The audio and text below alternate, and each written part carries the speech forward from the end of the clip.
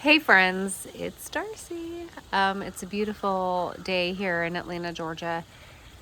And I just got done meeting with the executive director of the International Rescue Committee. So as a follower of our Together for Afghanistan campaign. Oh, and there's dogs. There's dogs. There's going to be lots of dogs in this video. You know that we are specifically supporting the efforts of the IRC here in Atlanta as they're helping to resettle refugees and immigrants that are coming in from, that are fleeing Afghanistan. So I'm going to be sharing a lot with you with what I'm learning from them.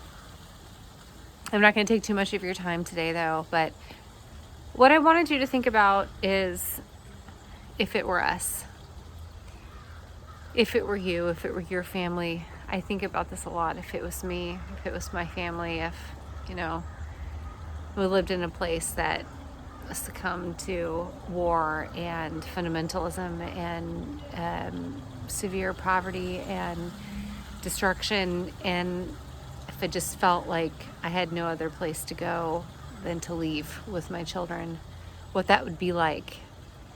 This is a humanitarian crisis, and we have people coming here specifically that were our allies that we promised to take care of because they supported us in our 20-year war in Afghanistan. They have no choice but to leave or to face certain death. As female intellectuals, as interpreters who helped the U.S. government, who helped our forces on the ground. So I'm putting myself in their shoes and imagining what it would be like if I had to start all over again somewhere else. And they're not getting a huge chunk of cash when they come here, folks. This is the stuff that I'm learning about. It's $1,000 per person. Think about that. That's it. No guaranteed services, no food stamps, none of that. It's $1,000 per person to start your life over in a new country where you don't speak the language. So wonderful organizations, non-governmental organizations and charities like the IRC, like Catholic Charities, like Women's Refugee Network, all these other groups that step in to fill those gaps. Charitable, good Americans that care about the human element of this, about really caring for our brothers and sisters. So if I were stepping foot into a new country where I didn't speak the language and I was scared for my children, for my safety, for my health, starting over somewhere new, what that must be like for these people that are coming here.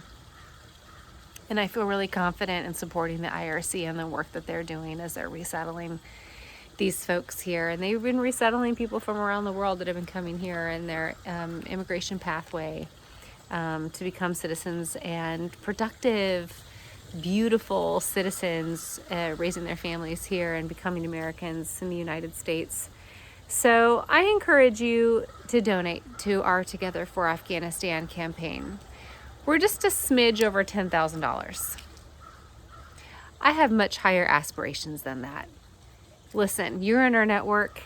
We are very, truly, deeply blessed. We are healthy. We are safe. Our families are good. I encourage you to dig into your pockets, get out that checkbook, get out that credit card, go to Together for Afghanistan and make a significant contribution to what we're doing here in honor of y'all's military service, of Juan's service, of all the things that we love about this country and this beautiful melting pot that we have here, and really caring about our brothers and sisters that are suffering, that have nothing, that have been through serious trauma. And I just encourage you to donate. There's three ways you can help.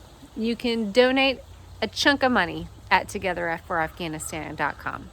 You can donate items that are needed from our Amazon wish list. Those are specifically for women and children. So I urge you to get on there, help us fill that out, get all the things that we've wished for, and that's going to be changing. I'm going to have more asks for you as we're working with specific families here in the Atlanta area. And then also to consider advocacy. This ain't political football anymore, people. Nobody cares about the politics here. Change needs to happen at the national and federal level with immigration reform. Doesn't matter what side of the aisle you stand on. It's a purple issue because it affects everybody. Let's take the politics out of it and get back to caring for the human need of these people that are coming over. It's never going to end. Let's address it. So I encourage you to write to your representatives and your senators and encourage them to take the politics out of immigration and to really finally move forward after 30 years on immigration reform. So there's my little pitch for today. I hope you're having a wonderful, healthy, happy, safe, and beautiful Friday. We love you, and thank you for listening.